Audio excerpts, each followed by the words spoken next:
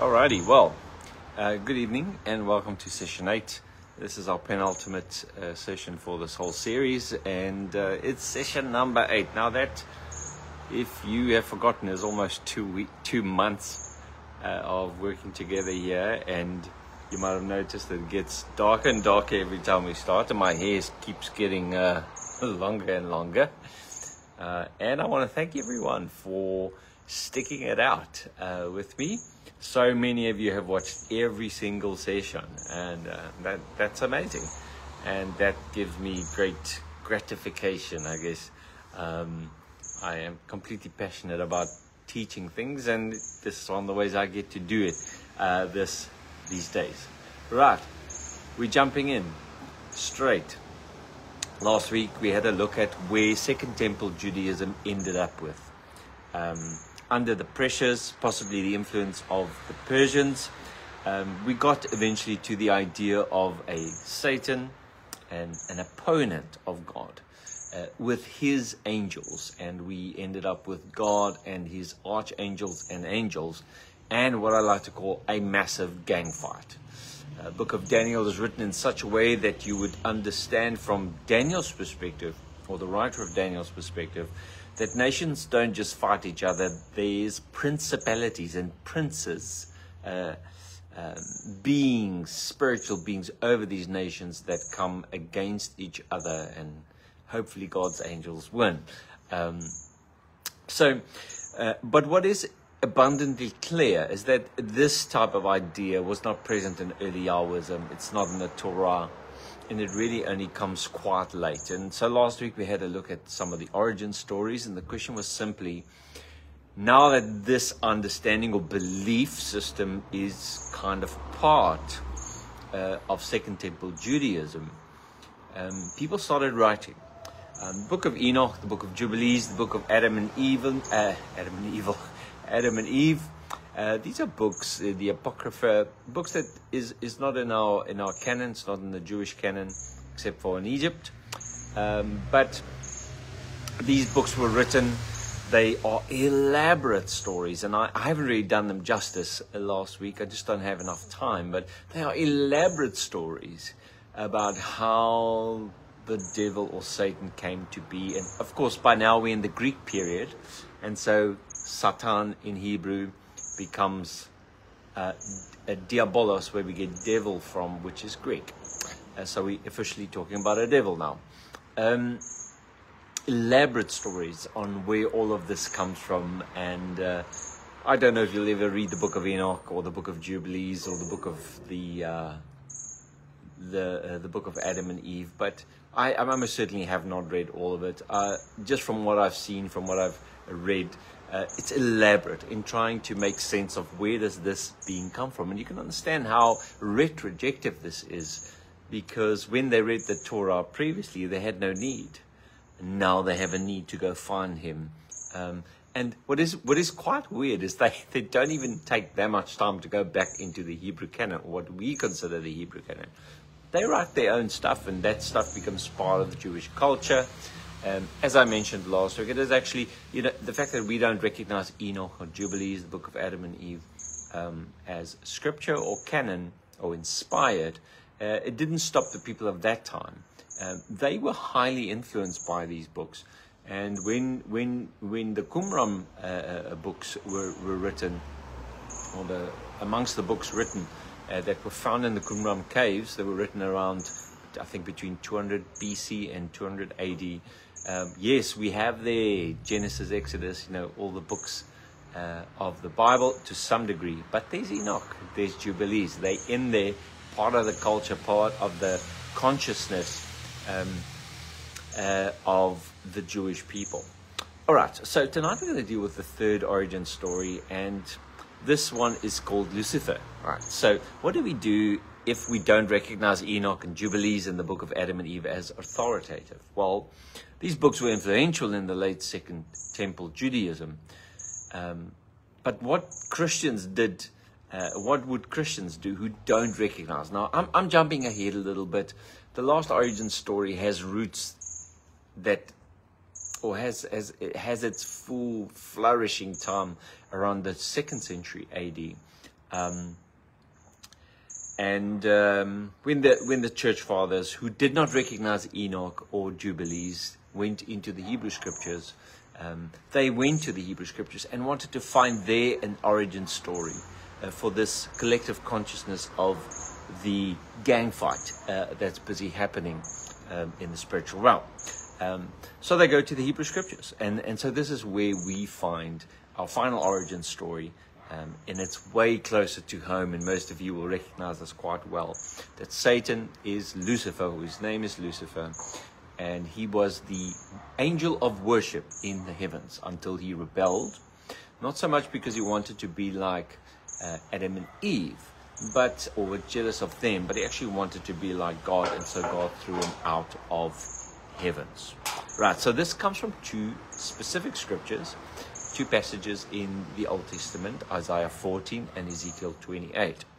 The story describes Satan as wanting to be like, I've said all that, let me leave that out. But this origin story might be one that's much closer to home, right? It's the one that we Christians are most familiar with. It's the one we grew up with. It's the one we kind of fell into as we fell into Christianity. Origin story 1 and 2, it's easy to dismiss. All we have to say is, those books aren't authoritative, right? And then most Christians say, okay, let's leave them out. But Isaiah, we believe, is, and Ezekiel, we do recognize as authoritative books in the Old Testament or the Hebrew canon. But there is a little bit of a problem here. And the problem is that these accounts that we find in Isaiah 14 and Ezekiel 28 does not really mention Satan at all. And this is the reason why we didn't meet them on our way in our journey of the Hebrew scriptures. They actually just don't mention Satan. And so the question is, now how do we then know that they are about Satan if it doesn't mention Satan, right? Some might say, well, it's because Lucifer is mentioned and Lucifer is Satan. But that is a circular argument. And I'll show you a little bit later why we cannot do that. But let's go on a little bit. The accounts from Isaiah and Ezekiel can easily be understood.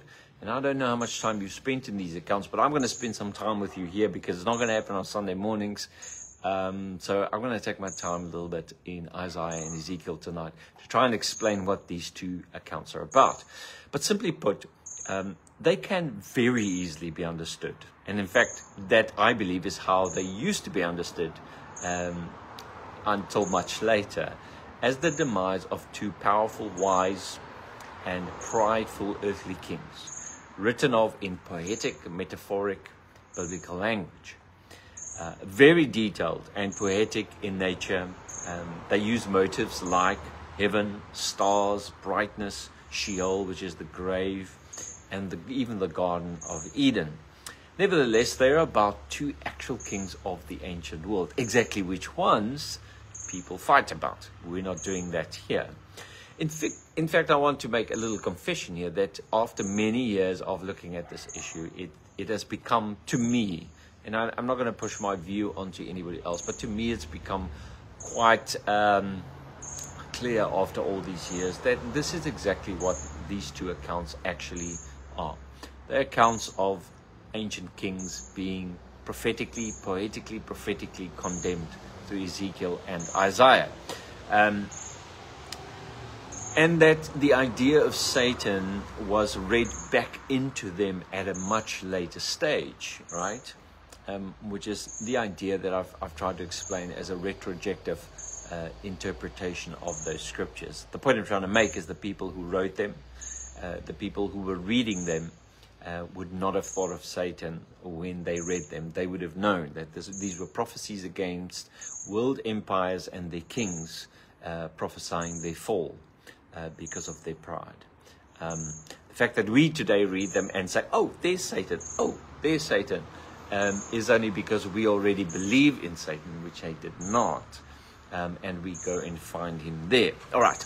In fact, that to me seems quite clear at the moment. Here are some of the reasons that I think that this is true. Let's go firstly to Isaiah chapter 14. Now, before we read Isaiah chapter 14, we need to look at the context around Isaiah chapter 14. And of course, before 14 is 13. Chapter 13 of Isaiah is a prophetic burden against Babylon, right? So this is the context in which all of this happens. Isaiah is prophesying against Babylon. And then we get to chapter 14. And chapter 14 is just a continuation of exactly that, a prophecy against Babylon. Now, in the time of Isaiah, Babylon would have been they were a strong place. Babylon has always been, in here it's called the City of Gold, and it's an amazing place. We always had a wonderful and powerful ruler inside of it. Let me read. I'm going to read portions of Isaiah 14 tonight to just help us walk through some of this. Isaiah 14:4.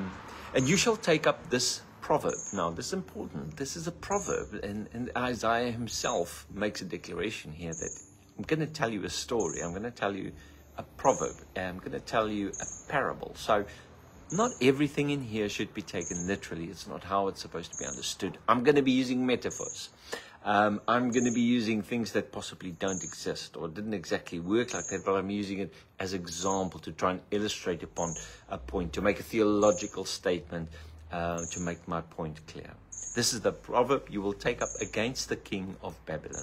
So that's the first thing we see in here. It's very, very clear from the scripture that this is a prophecy against a specific person, or at least a specific office called the king of Babylon. And this is what Isaiah is to say. How has the oppressor ceased? In other words, the king of Babylon was seen as an oppressor, and now it's prophesying his end. The golden city has ceased. The Lord has broken the staff of the wicked and the scepter of the rulers. He who smote the people in wrath with a continual stroke, he that ruled the nations in anger, is persecuted, and no one can stop it. In other words, in this beginning, Isaiah is saying that God's bringing an end to the rule, the tyrannical rule, international rule of the king of Babylon. This is a poem about the end of Babylon and its wicked king that oppresses the nations. Now, when you read in the New Testament, you read about Babylon. Babylon doesn't exist anymore. It's gone, right? But at this point in history, Babylon is still a world power. So it reads a little bit differently. And God is busy taking away the authority of the king of Babylon, and no one can stop it. Verse 9 starts like this. For some reason, King James has the word hell in here. I'm not sure. The Hebrew word is Sheol. It is not hell. It doesn't. When you say hell, you think of flames and things going on under the world, but the Hebrew word Sheol is much more just the idea of the grave, really. I think I mentioned that last week. So I'm not going to be using the word hell because it's just the wrong word. I'll be using the Hebrew word Sheol, the place of the dead, or basically the grave. Sheol from beneath is moved for thee, to meet thee at thy coming. Beautiful. It's almost Shakespearean. It's talking about the grave, death, waiting for this king, right? It stirred up the dead for thee, even all the chief ones in the earth. It has raised up from their thrones all the kings of the nations. And they shall speak unto you, and they shall say, are you become as weak as us? Are you become like us? Thy pomp, thy pride is brought down to the grave, and the noise of your vials, the worm is spread under thee, and the worms cover thee. This is elaborate language to say a very simple thing. The king of Babylon is going to die, and people will be astonished about it. Verse 12 then goes like this, and this is the portion you know so well, and this is where we all change gears instead of reading it for what it says. Verse 12 says, how are you fallen from heaven, O Lucifer, son of the morning? How are you cut down to the ground, you who weakened the nations? For you have said in your heart, I will ascend into heaven. I will exalt my throne above the stars of God. I will sit upon the mount of the congregation in the sides of the north. I will ascend above the heights of the clouds. I will be like the Most High. Yet you will be brought down to the grave, to the sides of the pit. So this is where we retrospectively say, oh yes, it was about the king of Babylon up until this point. Now it's about something completely different. Do we really have the right to do that? I'm not sure. You can judge for yourself. But one thing you can't do is you can't say that this is about Satan because the word Lucifer is there, because that is a circular argument. Lucifer simply means light bearer, or morning star. But, of course, Lucifer is a Latin word that only entered the Bible in the 5th century AD. And yet they've kept it a Latin word in the Hebrew scriptures. The Hebrew word is Hallel, and it means more or less the same thing. But the Latin Lucifer came from the Phosphorus Greek, after the Greek translation of the Old Testament. And then it took on a life of itself. And by around the 3rd to 4th century, the church started saying, well, Lucifer has to be Satan, so the name for Satan is Lucifer. But really, the Hebrew word here is just Hallel, and it means one that is bright, alike to the morning star. So let me just walk you through some of the ideas here. What we have here is a falling star motif. This is something we find right throughout the prophetic scriptures, Old and New Testament. Stars are the epithets of rulers, governors, mighty, powerful, and glorious rulers. That at some point fall, and when they fall, that means they lose their light, they lose their power, they lose their glory. Often you'll hear the New Testament, for instance, Jesus, Matthew 24 says the stars will fall. He's not talking about literal stars falling, he's speaking about a government, specific government, falling or coming to naught. This, you can read that in the Old Testament, New Testament. Falling star motif is not something that's strange to the Bible, and this is the same thing that's being used here. So this star falls from the heavens, from the sky, and it falls straight into the grave. And really what it's speaking about here is a king that is mighty, glorious, beautiful, in wisdom, full of riches, becomes too prideful, meets his end, and falls straight into the grave. From glory and power, basically straight into death. Now, as I've said before, the word Lucifer is a Latin word. Now, I think if you can just get your head around this, the people that wrote the Old Testament did not use the word Lucifer. They did not think of the word Lucifer. It didn't exist back then, just simply because they didn't understand, or they didn't have Latin. They were busy writing in Hebrew, or maybe the Greek translation, right? So it is a pure circular argument to say that this scripture is about the devil because it has the word Lucifer, simply because this scriptures later on, as it was interpreted later on, adopted the word Lucifer and then started applying it as a common name for the devil. This only started happening about the 3rd century AD. Origen, Tertullian, and Augustine started doing stuff like this. But the people we are talking about, in the period we are talking about, most definitely in the writing of Isaiah, which is probably like 8th century BCE, Lucifer here is not a name. It is a descriptive word saying light bearer, powerful, strong, glorious, and mighty. You can go read up about this on your own if you have time. I'm just throwing some common knowledge out here to you. So I want to just put forth a couple of reasons why Lucifer here is not a name. That's pretty much I'm sure of. And it's definitely, I think, I personally feel it just can't be the name for Satan. It's just not how this was written. It's not what it's supposed to mean. But I've got 6 reasons here why I think Lucifer is not the name for Satan. Okay, so number 1, Lucifer is Latin word, added in 5th century AD. We're talking about a couple of 100 years. I mean, let me count quickly here, 700 plus. Over a millennia later, the word enters the scripture. How could it have been the name of the being described? That's if it is describing a supernatural being and not simply speaking metaphorically, prophetically, prophetically about the fall of a king that was great but became powerful and now meets his own death. So we should be reading Isaiah in the way that it was written, and coincidentally, many of the modern translators are dropping the word Lucifer because it doesn't belong there. It's Latin. What's it doing in our English Bibles? What's it doing in Hebrew Bibles and in English Bibles? It's there because of tradition, not because it was originally there. So it should be read as light bearer, son of the morning, right? It's not a name, it's a descriptive term. Number 2, as I've mentioned previously, we're dealing with the falling star motif. We're dealing with a poetic way of the Bible does this often. When governments fall, they use the falling star motif to explain and to show that it's coming to its end. So that's the second reason.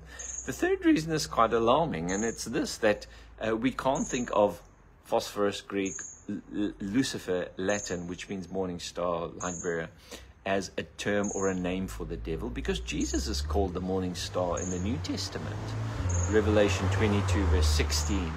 So it's obvious that it's a description of beauty and splendor, and it's actually used as for Jesus in the book of Revelation. So it's obvious it's not a derogative term, not a name, not a derogative term, but a description of beauty, splendor, glory, wisdom, power, and so on. And if you're interested, it also says that Jesus will give us this morning star in Revelation 2:28. Just to prove the point. So this is a problem then for us. Number 3, Jesus is called the bright and morning star. Number 4, this is not a poem about Satan simply because there is no scriptural precedent for Satan at the time of Isaiah 14. I mean, you've taken time to walk through those early scriptures to show that by the time that Isaiah writes, Satan as a being or a fallen being with angels, demons, whatever you want to add to him, is just not part of the belief system of the Hebrews. It's not part of the scriptures. And so there's no precedent by which we could say, yes, this is what was spoken about earlier in the Torah. There's just nothing like that in there. Number 5, it was only in the 2nd century AD that the church fathers started using Isaiah 14 for the devil. And this, although Tertullian and Augustine, they were actually Latin, so it's quite interesting. But interestingly enough, they never actually used the term Lucifer even in their writings about this portion. So, lastly, it's only with number 5, it's only after this time that the devil becomes, or that Lucifer becomes, a common name in tradition for the devil. And I mean, you could think about it. The New Testament doesn't use the word Lucifer at all. It should. If we are right today, it should. Jesus, Matthew, Mark, Luke, John, Paul, they should be using the word Lucifer if it was the name for Satan. It isn't the name for Satan. That's why they don't use it. It just wasn't part of their way of thinking. My last one, and point number 6, for why Lucifer is not the name for Satan.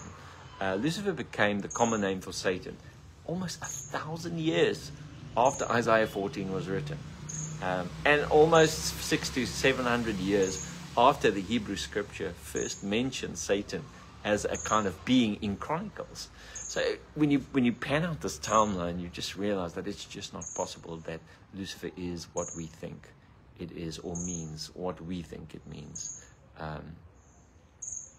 The New Testament doesn't, and I've said this, New Testament doesn't use Lucifer for Satan.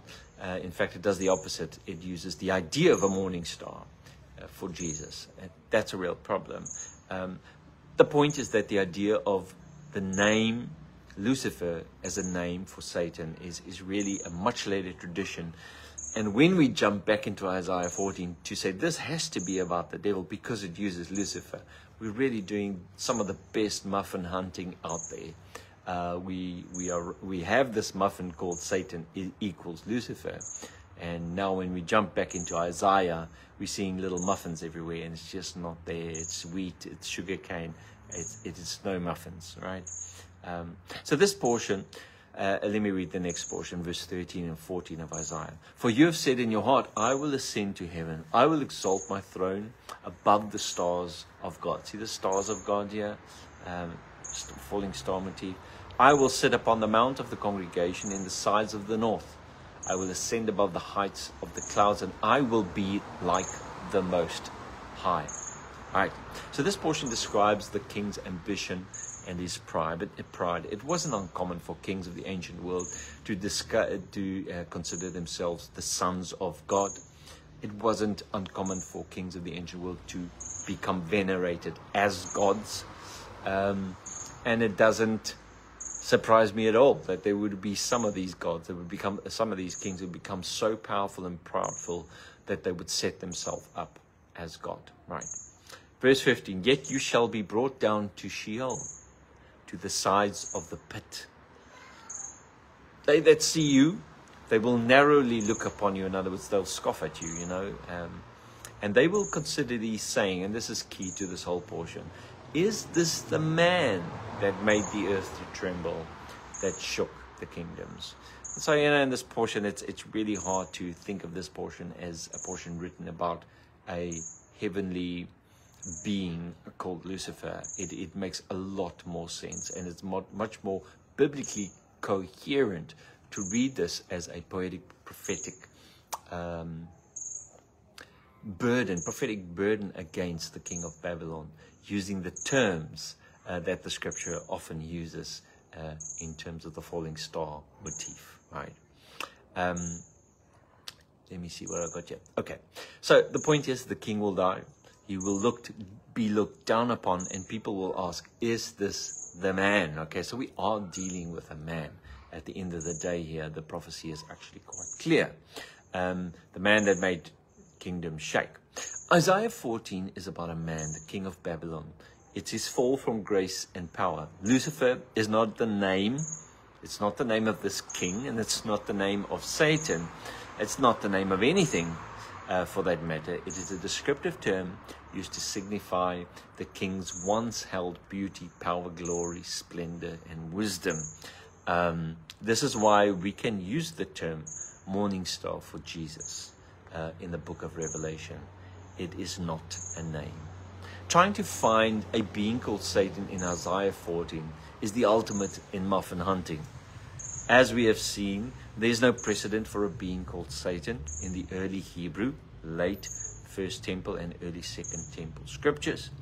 We added the Latin Lucifer in the 5th century, and retrospectively we interpret it to be Satan, and this is the tradition that has been handed over to us. You can only find Satan, and this is, I think, is the important part, and this is what I realized a couple of years ago already, that you can only find Satan in Isaiah 14 if you already believe that he's there, which is not the case for the people who wrote this or the audience who would have read it. So that's my 2 cents about Isaiah 14 and the origin story of Satan being Lucifer. Of course, this account, if we take it the way it's been interpreted by us Christians, means then that if you take it in this an allegorical way, that Satan must have been in heaven, he wanted to be like God, then he fell to the ground and fell into hell, and that's where he now lives, down in hell. Which works very well with the Greek mythological idea of the underground god called Hades, which also lives down there. And in the Hellenistic period, these two things would have worked very, very well together. Let's move to the second portion, which is Ezekiel chapter 28, verse 1 to 19. Once again, context is absolutely critical. The context of Ezekiel chapter 28. Ezekiel chapter 28 sits right in the middle between a series of judgment passages.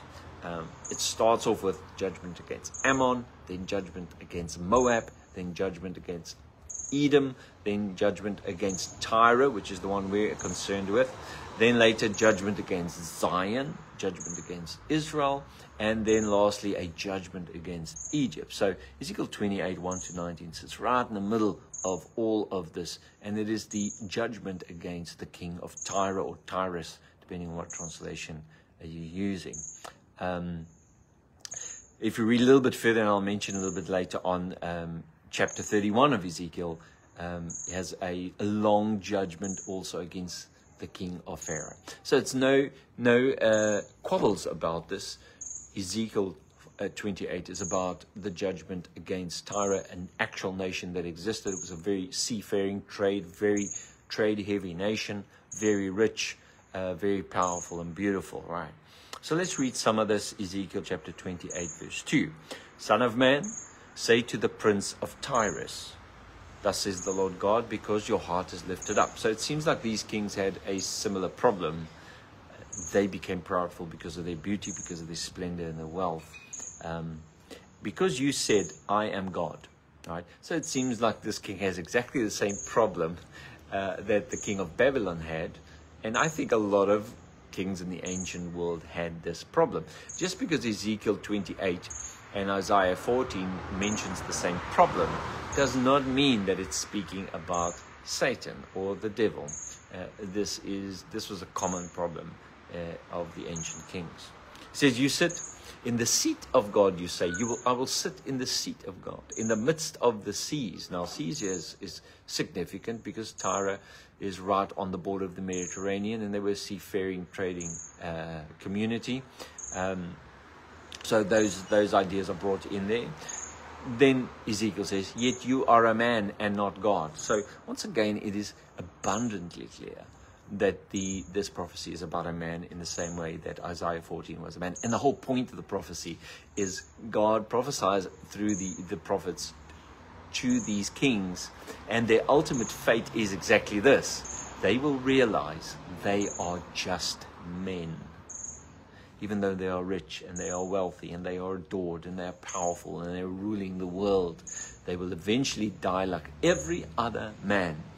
And it will be abundantly clear to everyone that they were not a god, even though they might have claimed to be. Here we have another haughty king, the prince of Tyrus. He has a god complex, the same as the king of Babylon. But you are a man, only thinking that you're a god. Verse 3 says, behold, you are wiser than Daniel. That's pretty wise, right? There is no secret that they can hide from you. This one seems to me like was pretty special. With your wisdom and with your understanding, you have gotten yourself riches, gold, silver in your treasuries. By your great wisdom and by the traffic trading, you have increased your riches, and your heart is lifted up because of your riches. In other words, in your case, it is your wealth that has brought you to a place of pride.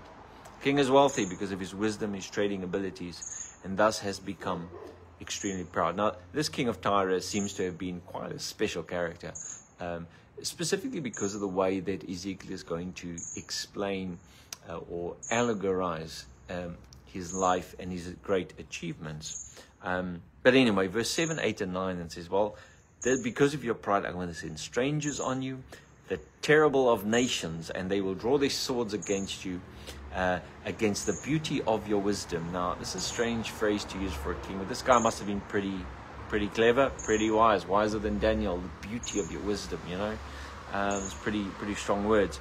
But they will defile your brightness. So once again, we have the idea of brightness, a light, representing glory, power, strength, wealth. But that light's going to dim. This star will also fall, if you know what I mean.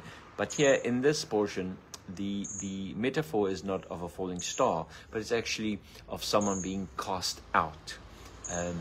And so the cast out motif in the Bible is also incredibly strong. We have Adam and Eve being cast out of the Garden of Eden because of the iniquity. Now they got to deal with all the nonsense. They lose their perfection. You know, that's how we understood it. Israel is cast out of the kingdom of Israel and out of Jerusalem because of their iniquity, their idolatry. Now they sit in exile somewhere, Babylon, Egypt, or wherever. So this king, the metaphor is slightly different, but it's got the same effect. But here again, look at the similar words. They will bring you down to the pit. Now that you're going to die. And you shall die the deaths of them that are slain in the midst of the seas. In other words, you're going to die in the sea, you know, doing your trade. Verse 9. Will you then say before the one that slays you, I am God? No, you can't do that. You'll be a man, he says, and you'll be no God in the hand of the one who's going to slay you. Like the picture is pretty clear, right? The king's beauty of wisdom is equated to brightness. Morning star Lucifer here would have been a good word to use once again, or Hillel or phosphorus in the Greek, but he's going down to the pit. His star's gonna lose its light, and he's gonna die in the sea he used for trading, and he will realize he's a man when they kill him. Then follows, and this is the portion that is pretty intense, in verse 13 to 15. What follows now is an intense poetic parable about the king of Tyre, using imagery of the beauty and perfection of Adam and Eve in the Garden of Eden. Okay, so if you think about this a little bit, you'll start realizing that it actually makes a lot of sense. From verse 12, it says, "Take up the lament," is the word. Lament here means almost like a poem, like a eulogy you read at someone's funeral, or a song you sing at someone's funeral. So you can expect some strong poetic edges here, lots of metaphors. And then it starts in verse 13. It says this: "You've been in the garden of God. Every precious stone was your covering." Now, the sardius, topaz, diamond, beryl, onyx, jasper, sapphire, emerald, carbuncle, and gold. This is pretty strong language. This sounds like Genesis language, Eden language.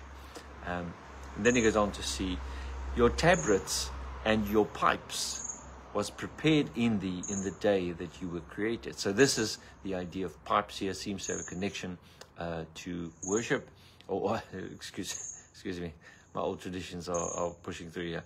Seems to have a connection to music. Possibly this king loved music, had great music. Maybe he was a musician himself. I'm not too sure. You can probably go research that yourself. Verse 14, "You are the anointed cherub that covers. I have set thee so. You were upon the holy mountain of God," another term for the Garden of Eden. "You have walked up and down in the midst of the stones of fire. You were perfect in your ways from the day that you were created till iniquity was found in you." Now, I know what happens to me and you when we read this portion. Our head can't say anything, but this is devil, this is devil, this is Satan. But if you just take a moment and bear with me to consider the fact, or consider the possibility, that this is really using Edenic language. What happened to Adam is busy happening to this king of Tyre. Adam, what happened to Adam? Adam was perfect. Adam was great. He had everything he needed. Perfection of beauty, until iniquity was found in him. And when iniquity was found in him, he was cast out of the mountain of God. He was anointed in an office. Now he's removed from that office, out of the garden of God, and out of the holy mountain of God. And if you think about it like that, it does make a lot of sense that the writer Ezekiel is using that allegory to try and explain what's going to happen to the king of Tyre. Ezekiel is then using the imagery from the perfect Garden of Eden to poetically describe the wisdom, the fame, the riches of this king. This is not supposed to be taken literally.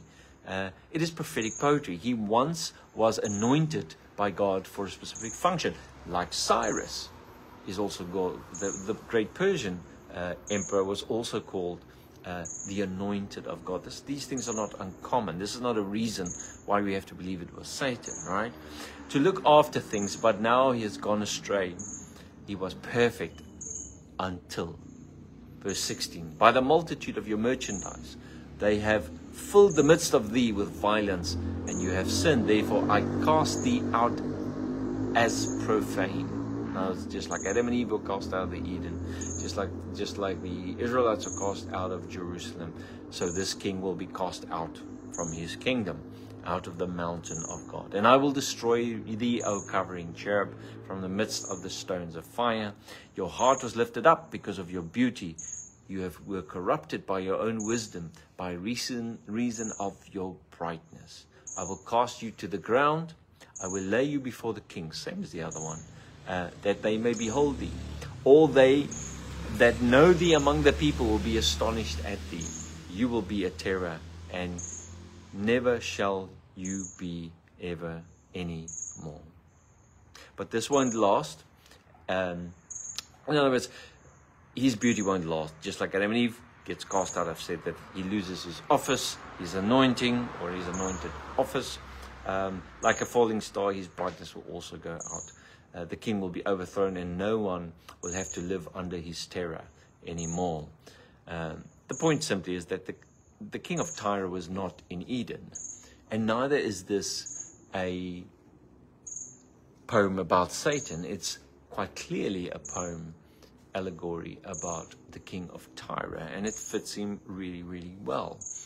But some of this language seems to sound like Enoch language. Some of this language sounds like a rebellion, in the way that the book of Enoch depicts a rebellion in the heavens. And so Christians the church fathers grabbed onto this as this is our origin story. We can't find the word Satan anywhere and name Satan anywhere in the Torah, but here we have found our origin stories. So let me give you a quick summary as we draw to a close here tonight on Isaiah 14 and Ezekiel 28. These two passages do exactly the same thing. They describe the fall of a rich, powerful, and wise king. They use metaphoric devices, such as a falling star or a morning star, and the Garden of Eden. It uses these motifs poetically to make the point more emphatically. There are, in fact, other passages that do very similar things. For instance, if you read a little bit further, on, I think I might have the wrong one. Sorry, the right one. Ezekiel 29, the next chapter, verse 2 to 19, is a prophecy against the Pharaoh of Egypt and his demise. Now, in that account, he is written about as a dragon that lies in the rivers, who gets hooked by God in the nose, and God pulls him out of the rivers. Why aren't we applying that to Satan? Because it's doing exactly the same thing. It's just using a different metaphor. So this is not something strange in the Bible. It happens often. And we can't cherry pick which of these we want to apply to the Satan that developed later on in Second Temple Judaism. So Satan is not mentioned in either of these passages, and that's quite clear. And to read Satan into any of these two passages, you would have to already have made up your mind that he must be in there. That's how I grew up. Satan has to be in there. This is all we got on him in the Old Testament, so he has to be in here. But if you consider for a moment that these passages most probably not about him, then you might not actually find him there at all. It is the prerogative, though, of theologians and you tonight listening to me to say, no, Frans, I believe this is about Satan, and I'm happy to accept that on a point of how you interpret that portion. But what I want you to just know that there is another way to interpret these portions. It's got nothing to do with Satan in the sense of a being in heaven wanting to be like God and then gets thrown out. Not from this portion, not from the Hebrew scriptures. Maybe from Enoch, Jubilees, there you could make a case, but not really from the Hebrew scriptures. Okay, so, and we have seen that during the time of the writing of these portions, Satan as a being, spiritual being in opposition to God, was just not present during this period. And no precedent was set by the Hebrew scriptures to interpret it like this. If we hold to the idea that these two prophetic passages are in fact about Satan, or tell us more about how Satan fell to the earth, we can only conclude this by subjective, retrojective interpretation. And I am happy if people say that's how I want to believe it. That, I think, is a matter of opinion. But it cannot be enforced as the way that God sees things.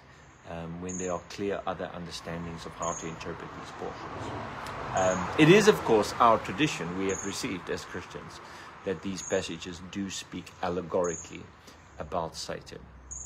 Okay.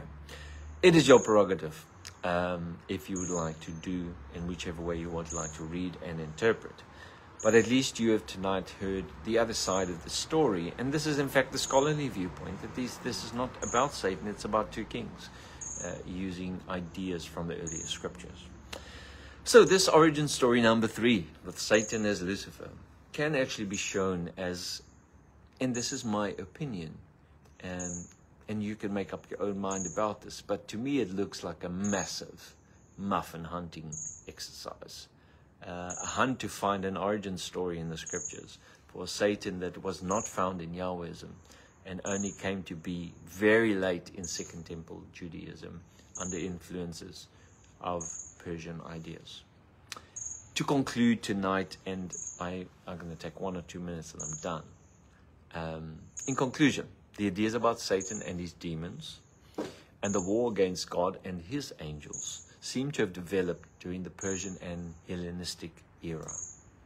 Satan there in this era becomes a rebelled enemy of God, or it's understood to be a rebelled enemy of God. He has his angels that rebel with him, which people call demons. They fight against God and his purposes by messing with humans, right? They do all sorts of funny business. Princes, we find in the book of Daniel that princes and angels are over regions and over nations, and they are fighting with each other. So really we have a massive, by the end of the Second Temple Judaism, it is common knowledge, or it is commonly accepted, that in the spiritual realm, or in the heavens, not spiritual realm, in the heavens, which was for them a place just above the clouds, there's gang fights going on. This is not what we see in the Torah. This is not the world of early Yahwism. It's just not there. So by the time this becomes common knowledge, Jews begin to write their own origin stories by reinterpreting some of the older scriptures and adding to them in the books of Enoch, Jubilee, and the book of Adam and Eve. In Ezekiel 14, 28, and Isaiah 14, these are passages that were also reinterpreted to become an origin story for Satan's fall. These ideas become normalized then, and they become adopted into the culture and into the theology of late Second Temple Judaism, and become the theological framework of basically the New Testament period. In other words, if you were a little Jewish boy born in the 1st century, these are the things your parents would inevitably teach you. Son, there's these forces and these forces, and they are fighting up there, and God is fighting with these angels so that we will be safe. But watch out for this and this and this. It's just not something the Jewish boy born under the rule of King David would ever have heard about.